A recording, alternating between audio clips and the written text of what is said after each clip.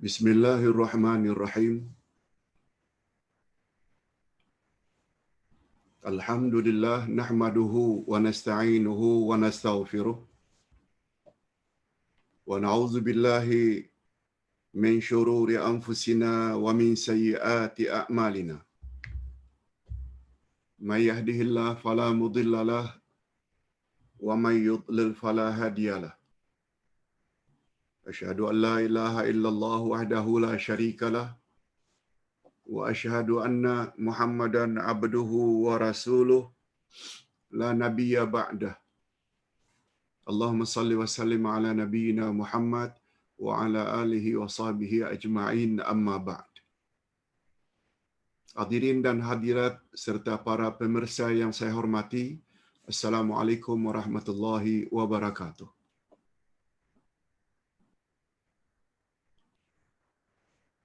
Alhamdulillah, kita bersyukur kehadirat Allah Azza wa Jalla.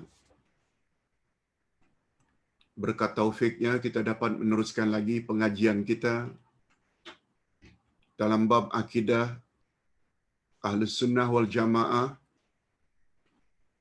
yang lebih khusus lagi yaitu iman kepada takdir, siri yang keempat. Siri yang keempat yang membahas tentang penulisan takdir.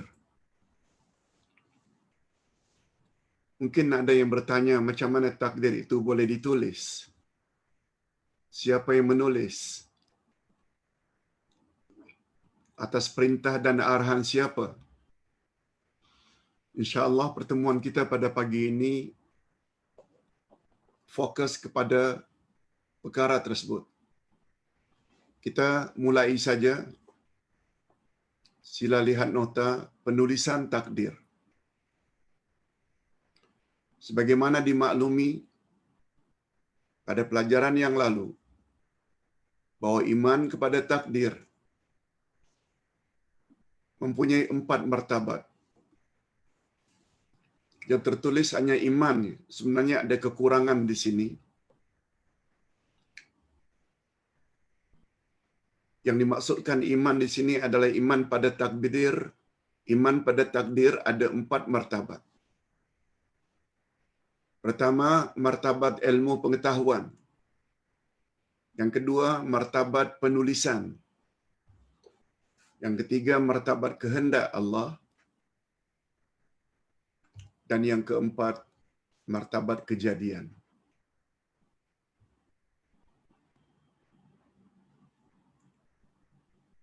Jadi pembahasan kita dari 4 martabat ini dalam pertemuan pagi ini khas tentang penulisan. Bukan ilmu. Ilmu Allah semua kita tahu. Allah tahu yang dulu, Allah tahu yang sekarang, dan Allah tahu al-mustaqbal, future. Sedikit pun tidak tersembunyi di sisi Allah. Itu ilmu. Martabat ketiga pula kehendak. Kehendak terbagi 2, sebagaimana kita telah jelaskan. Ada namanya kehendak kauni, kehendak dalam mencipta. Ada namanya kehendak syar'i, kehendak agama. 2 kehendak ini ada bezanya. Kita tidak bahas itu hari ini, sebab itu dah kita bahas sebelumnya. Dan yang keempat, kehendak kejadian. Martabat kejadian, yaitu semua selain Allah, semua makhluk, yaitu yang dijadikan oleh Allah. Okey, sekarang kita fokus kepada penulisan. Syekh Muhammad Hasan telah membagi martabat penulisan takdir ini kepada 5 jenis takdir. 5 jenis takdir. Iaitu pembahagian dari bab penulisan. Penulisan takdir. Di dalam bukunya dengan judul Al-Iman bil qada'i wal qadar, Syekh Muhammad Hasan menyebut takdir penulisan ini ada 5 jenis. Yang pertama atau takdir pertama namanya at-takdirul azali. Takdir azali. Yang kedua namanya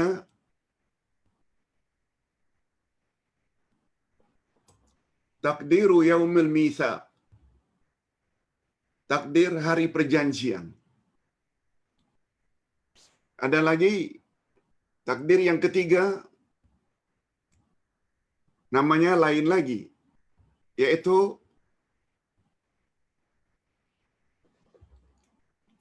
at-takdirul umuri.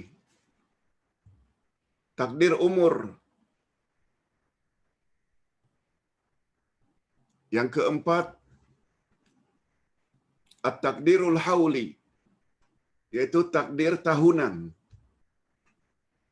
Dan yang terakhir kata beliau adalah at-takdirul yaumi, takdir harian.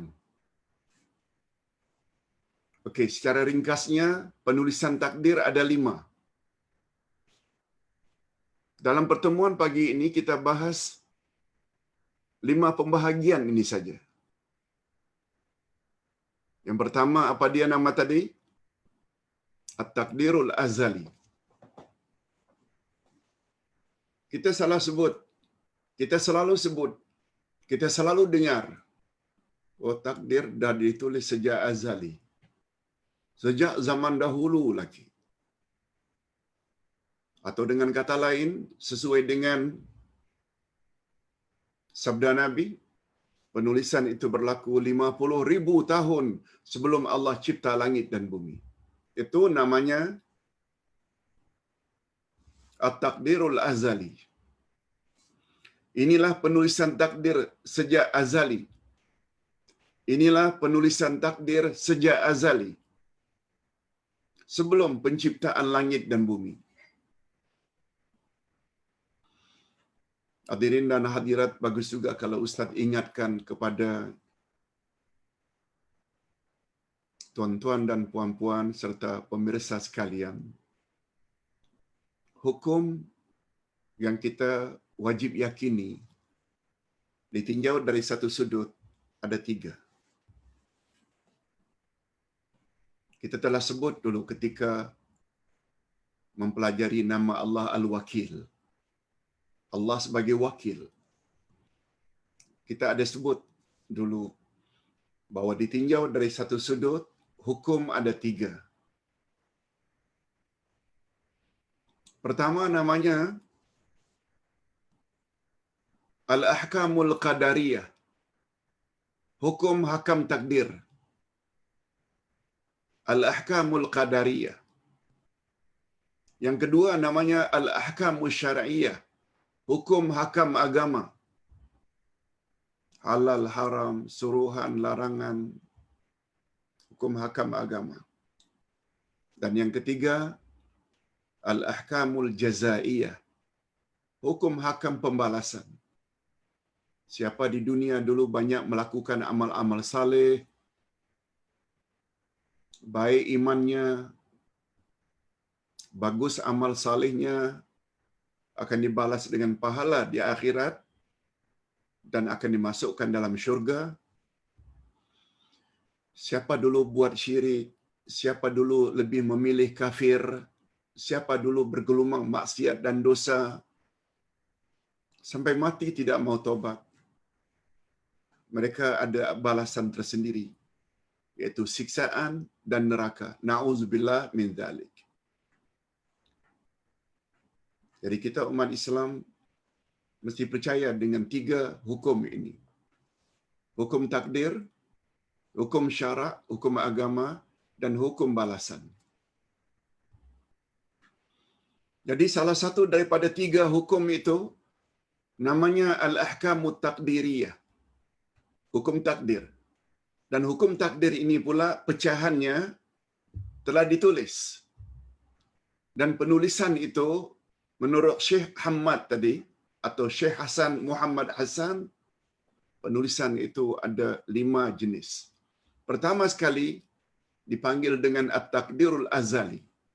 Dia telah ditulis 50,000 tahun sebelum Allah cipta langit dan bumi.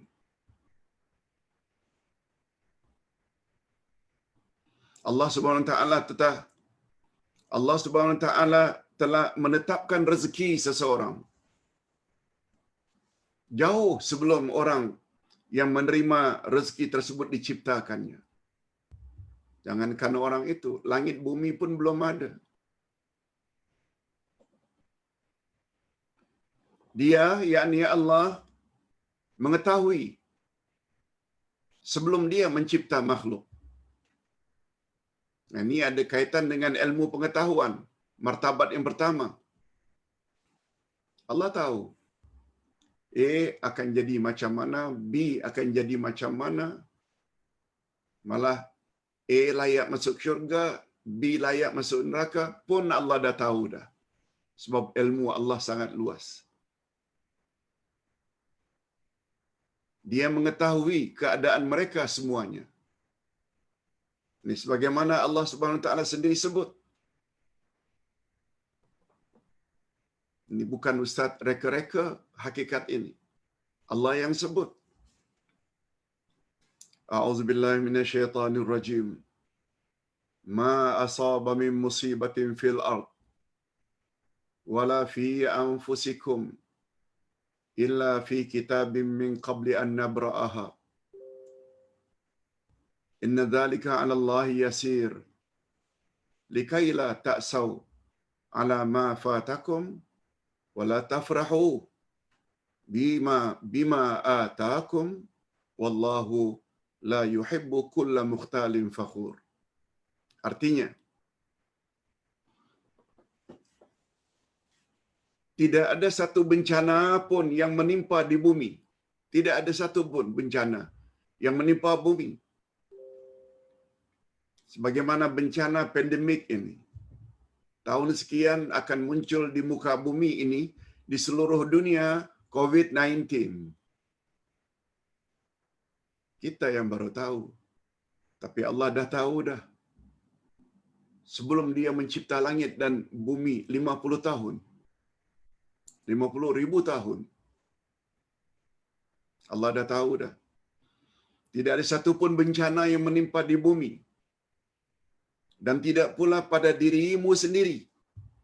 Kamu akan dapat sakit kanser ke, diabetik ke, kolesterol ke, termasuk berapa umurmu. Semua Allah dah tahu dah.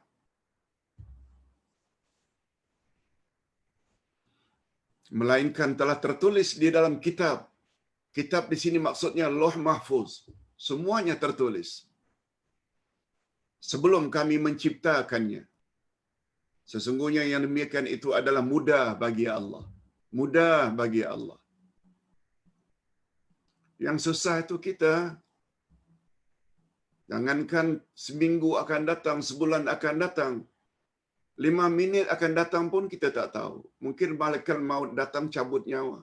Kita tak tahu. Itu kita. Kalau Allah tahu segala-galanya. Kami jelaskan yang demikian itu supaya kamu jangan berduka cita terhadap apa yang luput dari kamu. Anak meninggal, isteri meninggal, suami meninggal. Kita tidak buat apa yang empunya ingin ambil.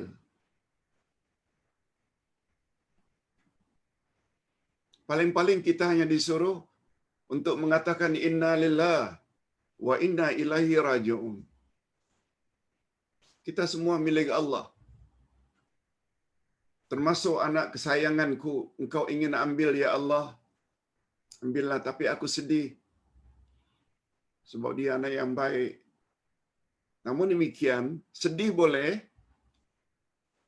Tapi jangan sampai tidak reda. Sebab wa inna ilaihi raji'un. Semua kita akan balik menemui Allah. Untuk disoal siasat. Apa dulu di atas muka bumi yang telah kita lakukan.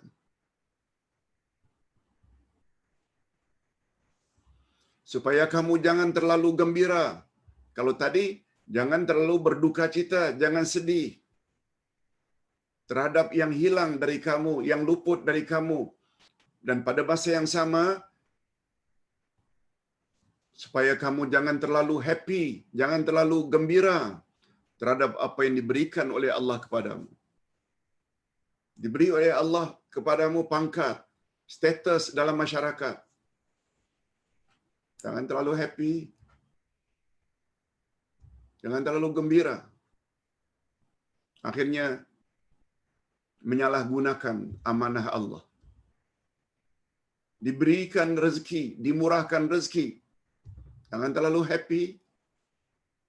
Barangkali itu di antara cara Allah hendak memusnahkan anda, yang dipanggil dengan nikmat istidraj. Dan Allah tidak menyukai setiap orang yang sombong lagi membanggakan diri.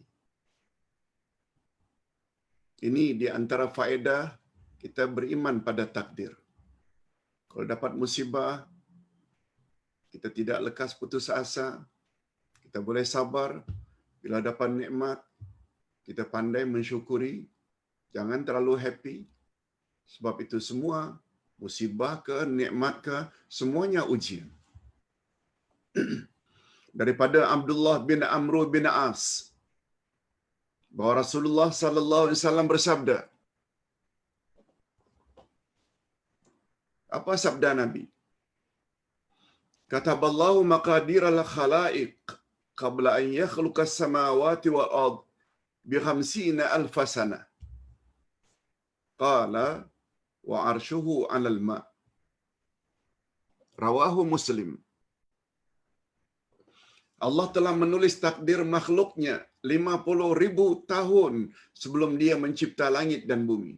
Ini dalilnya. Hadisnya sahih. Dan baginda selanjutnya menyebut, dan arash Allah itu di atas air. Jangan tanya. Jangan tanya macam mana. Tak tenggelam ke? Jangan tanya. Apa yang Allah kata, yang imani saja.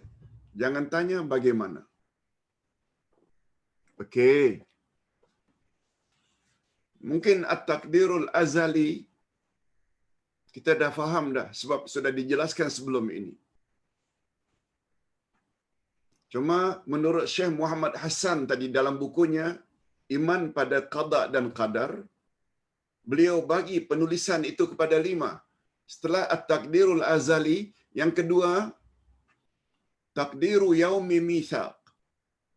Takdiru yaumil mitsaq, yaitu takdir hari perjanjian. Nah, bila ditanya, haji perjanjian yang mana Pak Ustaz? Ini dijelaskan oleh Allah SWT di dalam Al-Quran. Sebagaimana juga telah dijelaskan oleh Nabi Muhammad sallallahu alaihi wasallam dalam banyak hadisnya.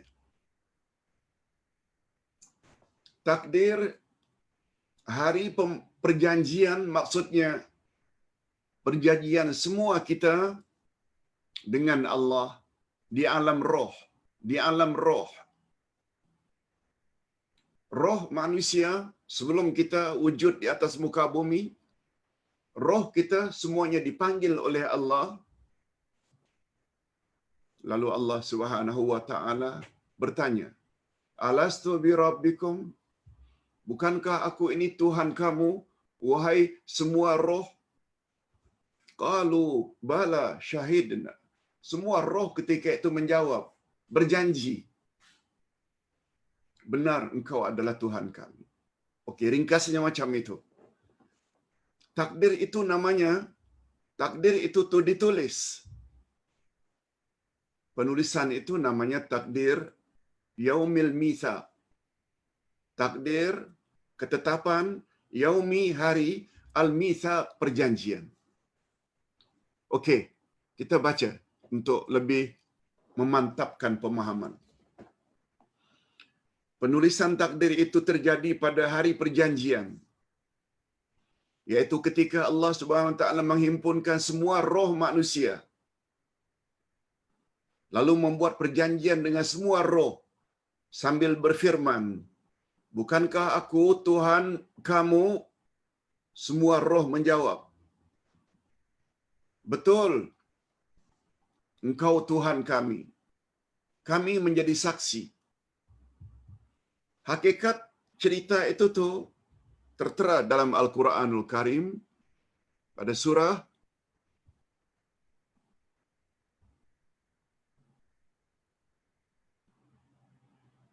tertera di dalam Al-Quranul Karim. Nanti kita cari surahnya. Tapi bunyinya macam ini. Ayat 102, 172 dan 173. Wa idza akhadha rabbuka min bani Adama min zuhurihim dzurriyyatahum wa ashhadahum ala anfusihim alastu bi rabbikum qalu bala shahidna an taqulu yaumal qiyamah inna kunna an hadza ghafilin aw taqulu innama asyraka abauna min qabl wa kunna dzurriyyatan min ba'dihim afatuhlikuna bima fa'alal mubtilun.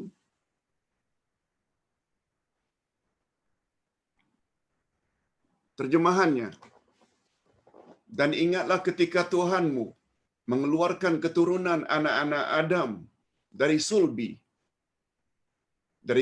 mereka, dan Allah mengambil kesaksian terhadap jiwa mereka seraya berkata, bukankah aku ini Tuhanmu? Mereka menjawab, betul, engkau adalah Tuhan kami. Kami menjadi saksi. Kami lakukan yang demikian itu, kata Allah. Kami buat perjanjian dengan semua roh demikian. Apa maksudnya?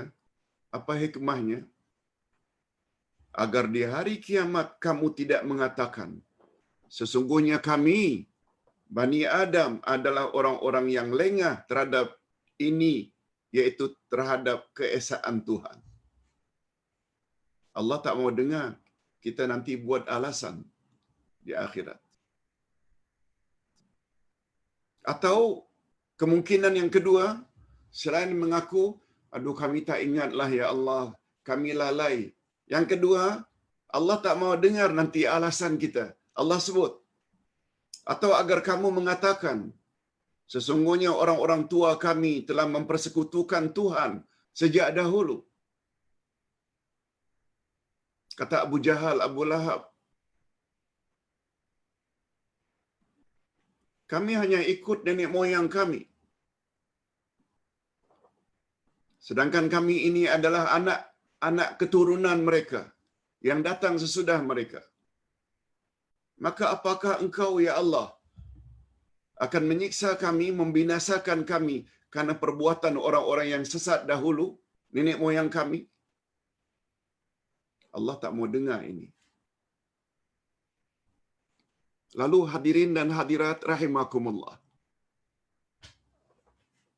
Apa maksud ayat? Adanya takdiru yaumil mitsaq ini ada tujuan, ada hikmahnya. Pertama, karena Allah tak mau nanti di akhirat kamu kata kami tak ingat, kami lalai. Mungkin Allah akan kata, siapa suruh kamu lalai? Aku kan dah turunkan Rasul, aku dah turunkan kitab.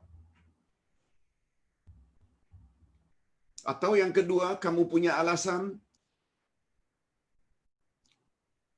telah menyembah berhala nenek moyang kami dulu.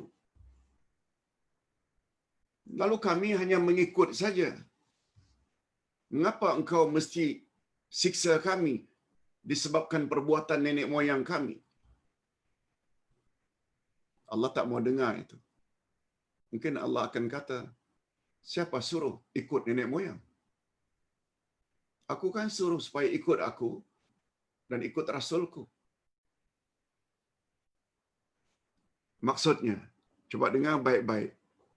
Barangkali ini akan menjadi pengajaran bagi orang yang terlalu ta'assub nenek moyang, tradisi. tak boleh tinggal. Biar jadi pengajaran. Coba dengar. Maksudnya, dua ayat tadi, agar orang-orang musyrik itu jangan mengatakan bahawa bapa-bapa kami dahulu telah mempersekutukan Tuhan. Sedangkan mereka tidak tahu menahu bahawa mempersekutukan Allah itu adalah salah. Allah tak mau dengar itu. Tak ada lagi jalan bagi mereka. Tidak ada jalan lagi bagi mereka. Hanyalah meniru orang-orang tua mereka yang mensyirikkan Tuhan pada zaman dahulu. Karena itu mereka menganggap bahawa mereka tidak patut disiksa karena kesalahan orang-orang tua mereka. Allah Subhanahu wa taala berfirman, Ustaz ingin ingatkan, nasihatkan para jemaah. Ini dialog Allah dengan orang-orang yang syirik di akhirat nanti. Kalau mendapat jawaban dari orang buat syirik itu macam itu, tengok apa kata Allah. Allah Subhanahu wa taala berfirman kepada semua roh, termasuk roh kita. Itu sebabnya para jemaah barangkali masih ingat lagi. Barangkali para jemaah masih ingat lagi. Setiap manusia mesti lalui 5 alam. 5 alam. Itu sebabnya kata salafus saleh, ingat siapa salafus saleh? Orang yang paling hebat pegangan agama mereka sehingga mereka pernah mendapat sanjungan dari Nabi, khairun nasi qarni summal ladzina yalunahum summal ladzina yalunahum.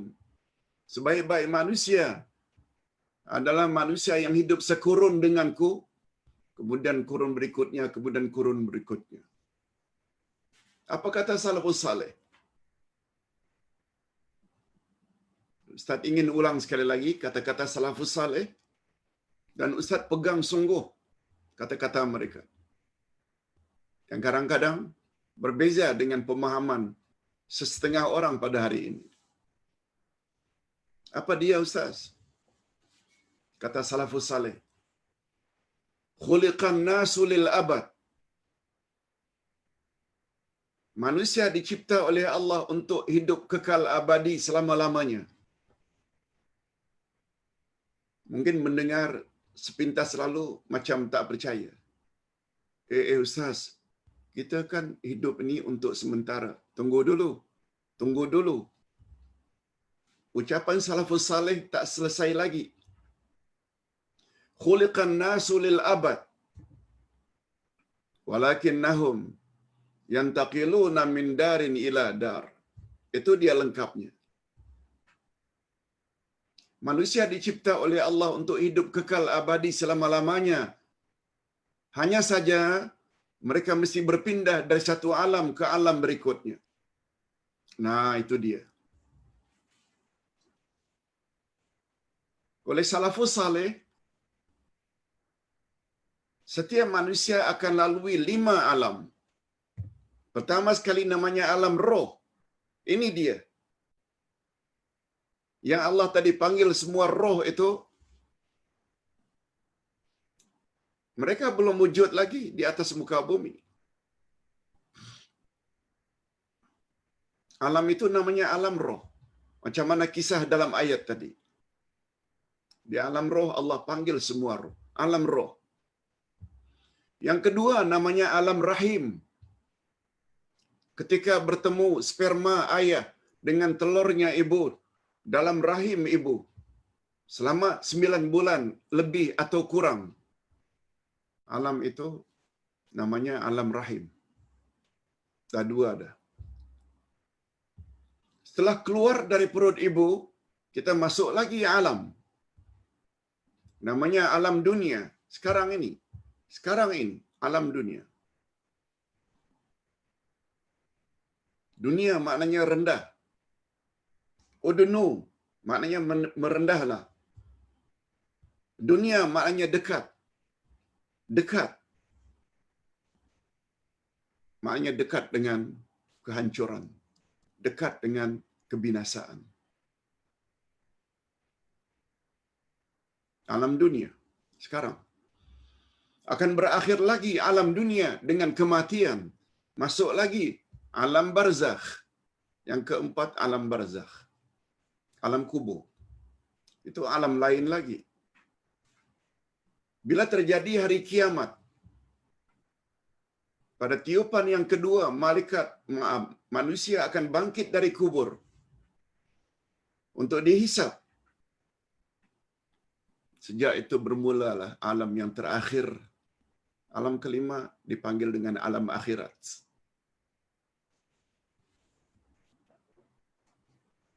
Jadi bila berakhirnya hidup manusia? Itu yang dimaksudkan. Manusia dicipta oleh Allah untuk hidup kekal abadi selama-lamanya.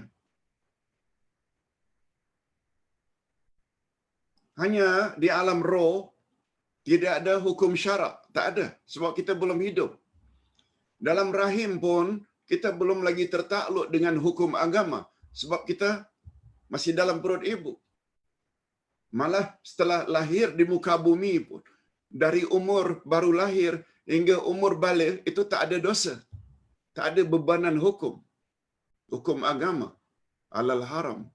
Perintah, larangan. Tak ada. Itu sebabnya mukallaf, orang yang dibebankan dengan agama, bila mereka mukallaf.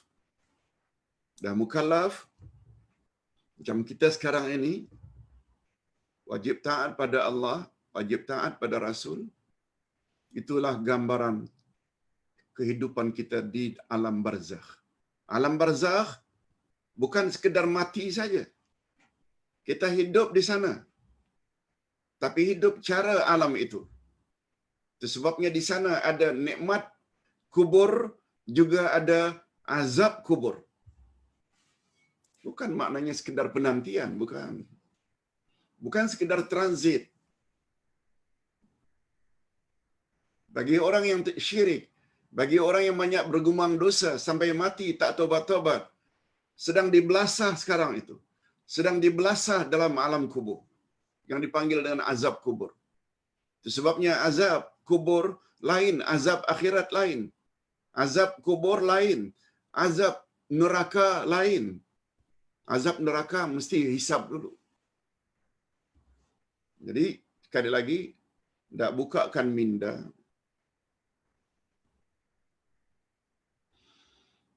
Kita bukan hanya hidup di sini.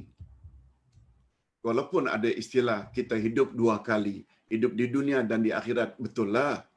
Tapi sebenarnya perjalanan kehidupan kita dari bermula daripada alam roh, baru alam rahim, baru alam dunia, baru alam barzakh atau alam kubur, dan terakhir alam akhirat. Kita teruskan. Allah berfirman kepada semua roh, ketahuilah oleh kamu bahawa tiada ilah atau Tuhan yang berhak disembah selain aku.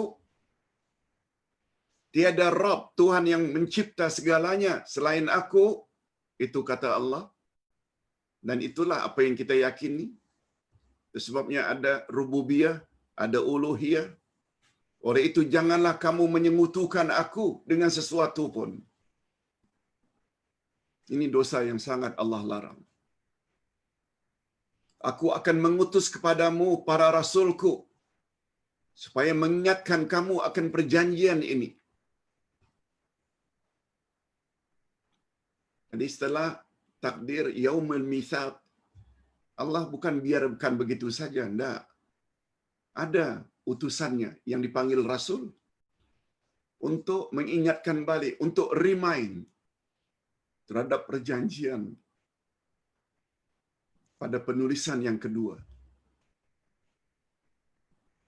Aku akan mengutus kepada kamu rasulku supaya mengingatkan kamu akan perjanjian itu, dan aku akan menurunkan kepadamu kitab-kitabku. Sebabnya bagi kita yang berpendidikan, Bagi kita yang hidup di lembah kelam, yang banyak mendengar ayat Quran dan hadis-hadis Nabi dibacakan, banyak mendengar tazkirah dan ceramah agama, hati-hati. Kita dah tahu dah adanya Rasul, kita dah tahu dah adanya kitab dari langit yang bernama Al-Quran untuk umat akhir zaman. Allah dah sebut dah. Semua roh ketika itu menjawab, syahidna bi'annaka rabbuna wa ilahuna wala rabba ghairuk wa aqarru bidzalik. Kami bersaksi bahawa engkaulah Rabb, engkaulah ilah kami, tiada Tuhan selain engkau, dan mereka semua berjanji akan memenuhi perjanjian itu. Itu sebabnya penulisan yang kedua itu dipanggil takdir Yaumil Mitsaq. Okey. Masih lagi tentang perjanjian ini. Perjanjian ini ditulis oleh Allah.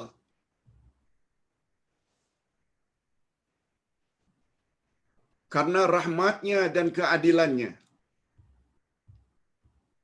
Penulisan itu terjadi bukan karena Allah itu zalim, tapi karena rahmatnya dan keadilannya. Take an agreement dulu. Buat perjanjian dulu. Berbaiat dulu dengan Allah. Kalau boleh kita gunakan istilah itu. Maknanya berjanji, setia. Bahawa Allah tidak akan menyiksa makhluknya disebabkan ikrar perjanjian pada hari tersebut. Allah tidak akan menyiksa karena Allah Maha Adil. Walaupun mereka semua berjanji akan mentauhidkan atau mengesahkan Allah, Allah tidak akan siksa. Dan mereka pun sudah pun membuat persaksian, serta langit dan bumi juga menjadi saksi, mempersaksikan. Namun demikian Allah yang Maha Pengasih, lagi Maha Adil, tidak akan menyiksa mereka dengan perjanjian tersebut. Sebab ketika manusia diturunkan ke bumi, mereka telah diselewengkan dan dilupakan oleh syaitan terhadap perjanjian tersebut. Syaitan berusaha supaya kita jangan penuhi janji tersebut. Hakikat ini tertera pada ayat 60 dari surat Yasin. Apa kata Allah? Alam a'had ilaikum ya bani Adam alla ta'budu syaitan innahu lakum aduwwum mubin. Bukankah aku telah berjanji denganmu, hai anak cucu Adam, agar kamu jangan ikut syaitan, karena syaitan itu adalah musuhmu yang nyata-nyata. Lalu ayat berikutnya apa kata Allah? Mengingatkan kita, wa ani'buduni hadza siratum mustaqim. Hendaklah kamu sekalian sembah aku saja. Itulah dia jalan yang lurus.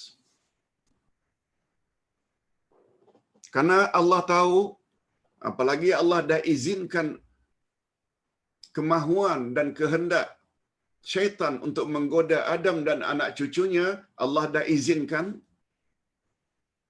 Sebabnya Allah Subhanahu Wa Taala, dan atas dasar itulah Allah berjanji tidak akan menyiksa seseorang pun dari mereka kecuali setelah diturunkan hujjah dan pengutusan para rasul dan penurunan kitab demi kitab. Dalam hal ini Allah berfirman, ayat ini selalu Ustaz sebut-sebut. Al-Baqarah ayat 38. Qulna bitu minha jami'a fa imma ya'tiyannakum minni huda faman tabi'a hudaya fala khaufun 'alaihim wala hum yahzanun. Kami berfirman, turunlah kamu semuanya dari syurga ini. Siapa yang pernah diusir dari syurga? Iblis, Adam dan Hawa diusir. Kemudian jika datang petunjukku kepadamu, Maka barang siapa yang mengikuti petunjukku, niscaya tidak ada kekhawatiran atas mereka dan tidak pula mereka bersedih hati. Kata ulama tafsir Ahlus Sunnah wal Jamaah, makna petunjuk yang Allah janjikan akan diturunkan ke muka bumi untuk dijadikan pedoman dan bimbingan, fa imma ya'tiyannakum minni huda, kata mufassirin, kemudian jika datang petunjuk kepadamu, maksud petunjuk di sini adalah para rasul dan kitab-kitabku. Anas bin Malik radhiyallahu anhu berkata, Rasulullah sallallahu alaihi wasallam bersabda. Coba dengar apa kata Allah. Yaqulullahu tabaraka wa ta'ala li ahwani ahli an-nari 'adzaba. Law kanat lakad dunya wa ma fiha akunta muftadiyan biha wa yaqulu na'am fa yaqulu qad aradtu minka ahwana min dhalik wa anta fi sulbi adam alla tusyrik wa la udkhilka an-nar fa abaita illa syirk. Oh, rawahul Bukhari dan Muslim. Cantik ini ingatan Allah. Allah berfirman kepada penghuni neraka yang azabnya paling ringan. Paling ringan ini. Bukan yang paling berat. Apa kata Allah bertanya kepada penghuni neraka yang paling ringan? Jika kamu mempunyai dunia dan segala isi kandungannya, apakah engkau bersedia menebusnya dengannya, dengan hartamu yang sebanyak bumi itu? Agar kamu keluar daripada neraka yang kamu sedang rasakan ini. Padahal itu neraka yang paling ringan. Coba dengar apa penghuni neraka jawab. Benar, mau ya Allah. Lalu Allah Subhanahu wa taala berfirman. Dalam bahasa kita ni, pulang kata. Allah pulang kata. Apa kata Allah? Sesungguhnya aku pernah meminta kepadamu jauh lebih ringan daripada itu ketika engkau berada pada sulbi Adam, yaitu di alam roh. Aku pernah minta padamu jauh lebih ringan daripada itu. Ringan daripada itu apa maksudnya? Daripada engkau beri kepadaku harta sebesar bumi untuk diserahkan pada Allah agar boleh keluar dari neraka. Kata Allah, dulu aku pernah minta kepadamu, tidak seberat itu, ringan saja ketika kamu berada di alam roh, yaitu di sulbi Adam, yaitu agar engkau jangan berbuat syirik, dan aku berjanji tidak akan memasukkan kamu ke dalam neraka, tetapi engkau menolak tawaranku itu, kecuali berbuat syirik juga. Nah, sekarang rasakan olehmu. Sekarang rasakan olehmu. Hadis riwayat Bukhari dan Muslim. Al-Hafiz Ibnu Hajar berkata, firman Allah Subhanahu wa taala, wa anta fi sulbi Adam, ketika engkau berada pada sulbi Adam, sebagai isyarat kepada firman Allah sebagaimana yang kita bacakan di atas tadi. Wa idz akhadha rabbuka min bani Adam min zuhurihim zurriyatahum wa asyhadahum ala anfusihim. Dan ingatlah ketika Tuhanmu mengeluarkan keturunan anak-anak Adam dari sulbi mereka dan Allah mengambil kesaksian terhadap jiwa mereka. Maknanya perjanjian itu sudah dibuat di alam roh. Tanpa kecuali, semua roh. Termasuk roh ketika itu, roh Donald Trump, roh Obama, roh. Orang Islam ke, orang kafir ke, semuanya setuju bahwa Allah lah Tuhan satu-satunya Rabb yang mencipta, Tuhanlah yang layak dan berhak disembah. Tapi begitu muncul di atas muka bumi, kita dah cari jalan lain. Kita lebih ta'assub kepada nenek moyang. Walaupun itu bercanggah dengan ayat Quran, kita terlalu ta'assub dengan tuan guru. Malah lebih daripada itu, kita lebih memilih kafir daripada Islam. Kita lebih memilih untuk mencari referensi, rujukan kitab-kitab karangan manusia biasa, bukan merujuk pada Quran dan hadis. Macam mana tak sesat? Padahal Nabi berjanji, aku tinggalkan 2 pedoman untukmu, wahai umat. Selagi kamu berpegang teguh, kamu tak akan sesat selama-lamanya. Itu Quran dan sunnahku. Mudah-mudahan mendengar ceramah-ceramah seumpama ini bukan bermaksud tak merendah-rendahkan. Barangkali bolehlah berperanan sebagai motivasi. Motivate kita, mendorong kita. Mari kembali kepada ajaran Quran dan sunnah sebelum kita dijemput oleh Allah meninggal dunia. Okey, dah 2 dah. Takdir azali. Yang kedua, takdir yaumil mitsaq. Yang ketiga, at-takdirul umuri. Takdir umur. Kita yang berumur 50 tahun, 60 tahun, 70 tahun, 75 tahun. Macam Ustaz. Dah tak lama lagi dah akan menghadap Allah. Ini takdir. Ini ada takdir sendiri. Namanya at-takdirul umuri. Apa dalilnya Ustaz adanya takdir jenis ini? Ini dia. Takdir jenis ini pula ditulis ketika penciptaan manusia di dalam rahim ibunya. Kita sudah jadi manusia sejak dalam rahim lagi. Cuma di dalam rahim itu, Allah dah tulis dah takdir kita tersendiri. Ini sebagaimana firman Allah, Huwa a'lamu bikum iz ansha'akum minal ard wa iz antum ajinnah fi butuni ummahatikum. Fala tuzakku anfusakum wa a'lamu bimanittaqa. Surat An-Najmi ayat 32. Ayat di atas, jemaah boleh cari sendiri ya. Ustaz terlupa tak sebut di sini ayat berapa. Tapi ayatnya tetap 172, 173. Surahnya tolong cari. Tentang at-takdirul umuri ini, yang ditetapkan oleh Allah, bukan takdir azali, bukan takdir yaumil mitsaq, itu di alam roh.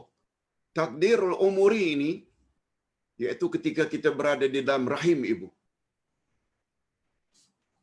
Coba dengar baik-baik terjemahannya. Dan dia lebih mengetahui tentang keadaanmu ketika dia menjadikan kamu dari tanah, yaitu Adam. Dan ketika kamu masih janin dalam perut ibumu, pertemuan sperma ayah dengan telur ibu menjadi janin, ajinnah. Ajinnah itu dari kata janin. Maka janganlah kamu mengatakan dirimu suci. Jangan dah lahir kamu katakan kamu suci. Takdirmu telah ditetapkan oleh Allah sejak dalam perut ibu lagi. Itu namanya at-takdirul umuri. Dialah yang paling mengetahui tentang orang yang bertakwa. Siapa yang telah lahir nanti akan jadi orang bertakwa. Mudah-mudahan kita semua termasuk ke dalam golongan itu. Dan siapa yang kelak setelah lahir di muka bumi jadi penyangak, jadi kafir, jadi fasik, jadi hipokrit, munafik, Allah dah tahu dah. Sebabnya Allah suruh Nabi Muhammad mengatakan kepada kita umatnya. Ayat 29 surat Al-Kahfi. Wa qulil haqqu mir rabbikum faman syaa'a falyu'min wa man syaa'a falyakfur. Katakan saja hai Muhammad, kebenaran yang aku bawa ini datangnya dari Tuhanmu. Siapa di antara kamu yang mau beriman, silakan beriman. Siapa di antara kamu yang ingin memilih kafir, biarkan dia kafir, hai Muhammad. Engkau dah tak bertanggungjawab lagi. Abdullah bin Mas'ud radhiyallahu anhu berkata bahawa Rasulullah sallallahu alaihi wasallam bersabda, inna ahadakum yujma'u khalquhu fi batni ummihi 40 yawman thumma yakunu fi dhalika 'alaqatan mithla dhalik thumma yakunu fi dhalika mudghatan mithla dhalik thumma yursalul malak fayanfukhu fihi ar-ruh wa yu'maru bi arba'i kalimat bi katbi rizqihi wa ajalihi wa amalihi syaqiyyun aw sa'idun. Hadis sahih riwayat Bukhari dan Muslim. Coba perhatikan terjemahannya. Sesungguhnya setiap kamu berkumpul penciptaannya di dalam perut ibumu.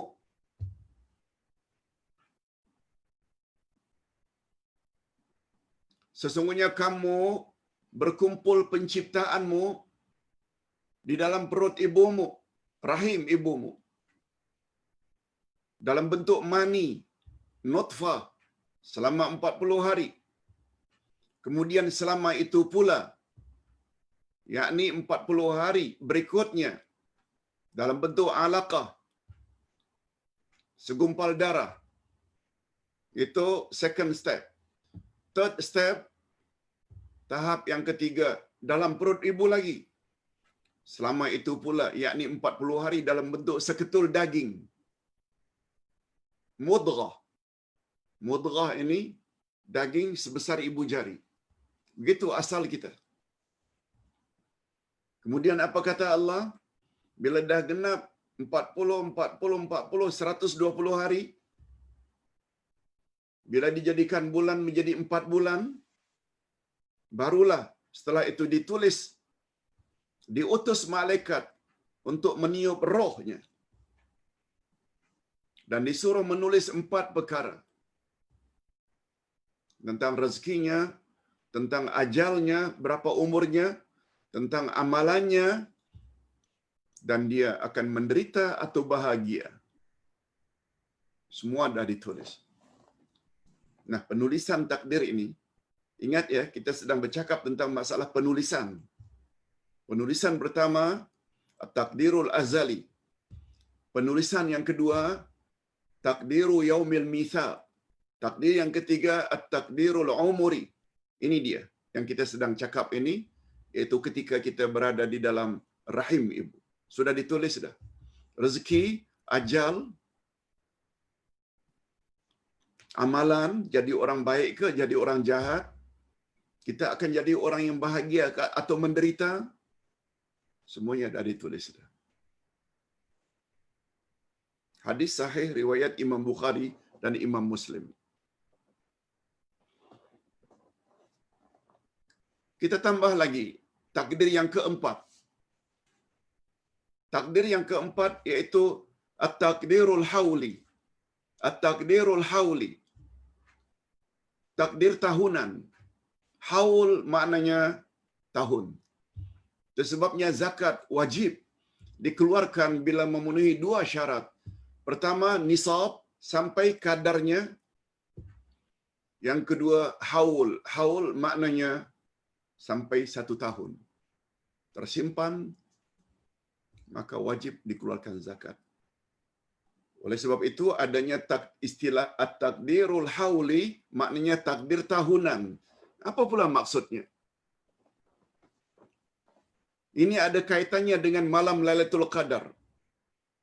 Coba dengar baik-baik. Ibnu Abbas radhiyallahu anhu berkata, "Yuktabu fi ummil kitabi fi Lailatul Qadr ma yakunu fi sanah min mautin wa hayatin wa rizqin wa matarin hatta al-hujjaj yuqalu yahujju fulanun wa fulan." Begitu kata pakar tafsir Abdullah Ibnu Abbas radhiyallahu anhuma. Apa artinya? Ditulis di dalam umul kitab, iaitu Lauh Mahfuz, pada malam Lailatul Qadar, apa yang akan berlaku dalam 1 tahun. Apa yang akan berlaku dalam 1 tahun. Tentang kematiannya bila dia mati, tentang kehidupannya, tentang rezekinya, tentang hujan, sehingga tentang hajinya seseorang. Sampai tertulis, akan haji si fulan dan si fulan. Semuanya tertulis. Itu berlaku di malam Lailatul Qadar. Sesuai dengan doa. Sebabnya pada malam Lailatul Qadar, kita sangat digalakkan supaya banyak berdoa yang baik-baik. Anak agar lulus dengan cemerlang. Suami agar jadi suami yang bertanggungjawab. Suami yang saleh. Agar isteri menjadi isteri yang salihah. Melaksanakan tugasan, kewajiban sebagaimana semestinya. Agar anak semuanya saleh dan salihah. Demikian juga cucu cicit. Minta. Panjang umur, boleh minta. Dan apabila malam itu bertepatan dengan Lailatul Qadar, itulah yang tertulis. Ini yang dipanggil dengan takdir hauli. Setahun mendatang, gambarannya sama dengan yang kita minta itu. Kalau dikabulkan umpamanya, jangan matikan aku pada tahun ini, ya Allah. Kita tak akan mati. Karena Allah akan tulis. Allah Subhanahu wa taala berfirman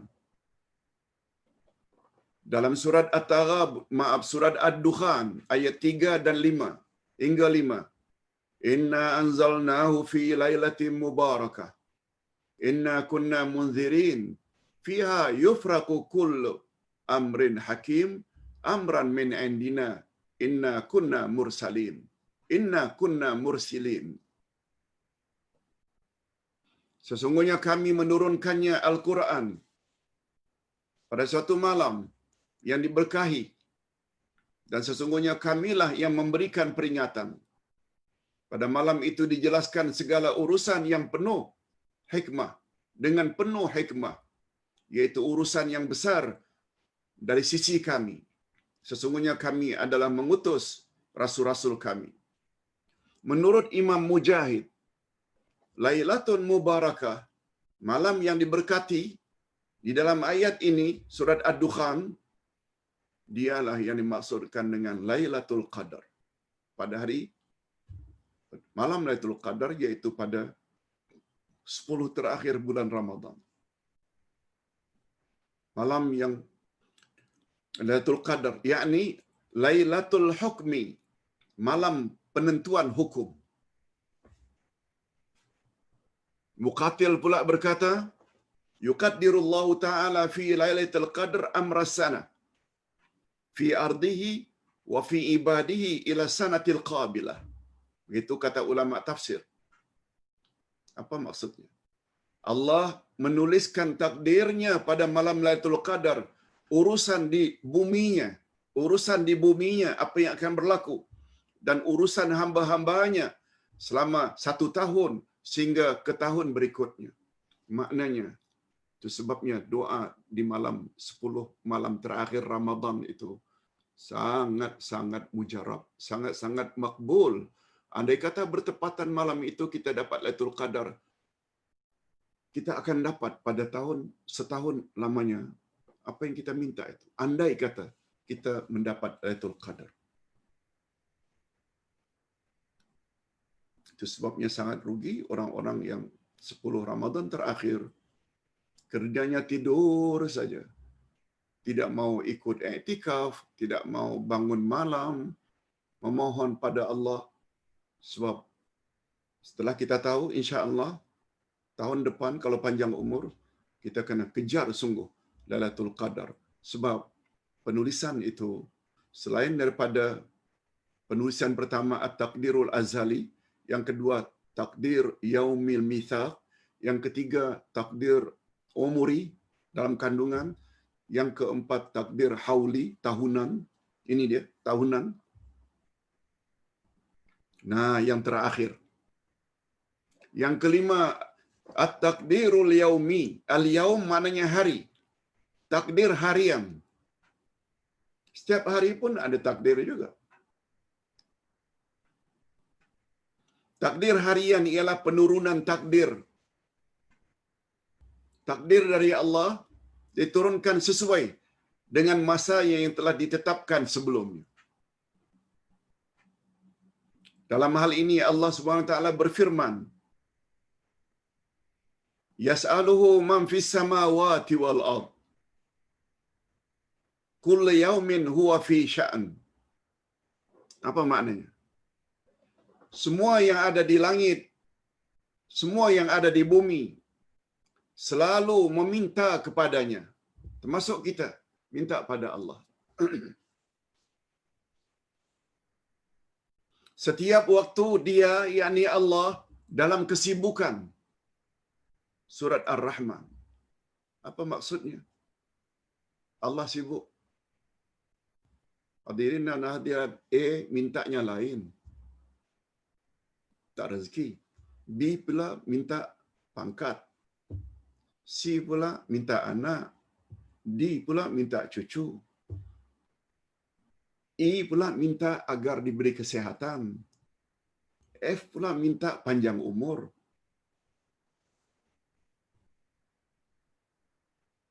Yang diminta siapa? Allah. Jadi maksudnya setiap hari Allah itu sibuk dengan urusan untuk mengkabulkan permintaan setiap makhluk. Yang minta itu bukan insan saja. Yang Allah akan berikan rezeki itu, yang difikirkan oleh Allah, yang Allah SWT akan kabulkan, berikan, bukan insan saja. Juga ada makhluk jin, juga ada binatang, segala makhluk. Jadi Allah, coba tengok apa maksudnya. Maksudnya Allah senantiasa dalam keadaan menciptakan, dalam keadaan menghidupkan, dalam keadaan mematikan, dalam keadaan memelihara, dalam keadaan memberi rezeki dan lain-lain. Itu maksudnya Allah menyibukkan. Betul tak tiap hari ada orang yang lahir? Betul tak tiap hari juga ada orang yang mati? Betul tak tiap hari ada orang yang dimurahkan rezeki? Betul tak tiap hari ada orang yang disempitkan rezeki? Betul tak tiap hari ada orang yang Allah lindungi dari malapetaka? Semua itu Allah yang buat. Allah pencipta segala-galanya. Itu sebabnya Allah Subhanahu wa taala sibuk setiap hari. Itu sebabnya Allah Subhanahu wa taala marah bila manusia ini tidak memohon kepadanya. Jadi apa kaitannya Ustaz? Takdir itu dikatakan takdir harian, at-takdirul yaumi. Karena Allah akan layan sesuai dengan permintaan manusia. Munid bin Abdullah bin Munid al-Azdi berkata, daripada ayahnya berkata, pada satu hari Rasulullah sallallahu alaihi wasallam membaca ayat di atas, kullu yaumin huwa fi sya'n. Setiap waktu dia, yakni Allah, dalam kesibukan. Ar-Rahman ayat 29. Lalu kami pun bertanya, ya Rasulullah, wa ma dzaka sya'an? Wahai Rasulullah, apakah yang dimaksudkan dengan kesibukan itu? Lalu Rasulullah sallallahu alaihi wasallam menjawab. Ini menguatkan lagi apa yang Ustaz tadi sebutkan. Ayyaghfira dzamban wa yufarrija karban wa yarfa'a qauman wa yada'a akharin. Rawahu Tabarani wa sahahu Syekh Albani fi Zilalul Jannah. Yang dimaksudkan Allah dalam keadaan sibuk setiap hari, maksudnya dia, yakni Allah, mengampuni dosa siapa yang dia ingin ampunkan, melepaskan kesusahan siapa yang Allah ingin lepaskan kesusahan, mengangkat suatu kaum, merendahkan kaum yang lain. Itu maksud Allah dalam kesibukan. Hadis riwayat Tabarani, dan hadis ini dinilai sahih oleh Syekh Nasruddin Albani dalam kitab Naungan Syurga. Imam Al-Baghawi pula, ini ulama tafsir lainnya, dalam tafsirnya, tafsir Al-Baghawi, apa kata beliau? Kullu yaumin huwa fi sya'an. Setiap waktu dia dalam kesibukan. Ar-Rahman ayat 29, maksudnya setiap hari dia menghidupkan dan mematikan, menciptakan dan memberi rezeki, meninggikan suatu kaum dan merendahkan kaum yang lain, menyembuhkan pesakit, melepaskan kesusahan, memperkenankan doa, memberi orang yang meminta, mengampuni dosa. Demikianlah seterusnya perbuatannya yang tidak terhingga banyaknya terhadap makhluk ciptaannya sesuai dengan apa yang dikehendaki oleh Allah. Mudah-mudahan Allah SWT kehendaki yang baik-baik saja untuk kita semua. Amin ya rabbal alamin. Nah, kesimpulan. Demikianlah berlakunya takdir harian sebagai perincian. Takdir harian ini adalah rincian, ditilan daripada takdir tahunan. Lailatul Qadar tadi. Tiap-tiap hari itu yaumi. Tahunan itu takdir hauli. Takdir hauli pula dia adalah sebagai perincian dari takdir umur yang telah ditetapkan tadi di dalam perut ibu, yang dipanggil juga dengan takdir ajal. Takdir umur pula adalah perincian takdir yang tertulis pada hari perjanjian, takdir yaumil mitsaq. Sedangkan takdir perjanjian pula adalah sebagai perincian bagi takdir azali yang sudah pun tertulis sejak penciptaan kalam lagi, iaitu pena. 50,000 tahun sebelum Allah mencipta langit dan bumi.